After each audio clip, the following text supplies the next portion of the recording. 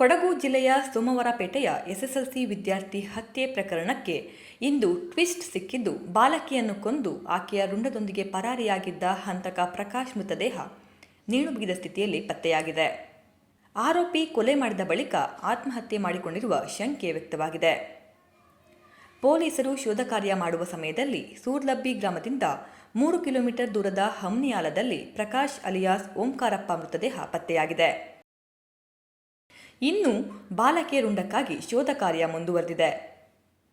ಹಂತಕನ ಜೊತೆ ಎಂಗೇಜ್ಮೆಂಟ್ ಮಾಡುವ ವೇಳೆ ಮಹಿಳಾ ಮತ್ತು ಮಕ್ಕಳ ಇಲಾಖೆ ಅಧಿಕಾರಿಗಳು ನಿನ್ನೆ ತಡೆದಿದ್ದರು. ಅಪ್ರಾಪ್ತೆಯನ್ನ ಈಗಲೇ ಮದುವೆ ಮಾಡಬೇಡಿ ಎಂದು ಅಧಿಕಾರಿಗಳು ಬಾಲಕಿಯ ಪೋಷಕರಿಗೆ ಮನವರಿಕೆ ಮಾಡಿದ್ದರು ಎಂದು ತಿಳಿದುಬಂದಿದೆ.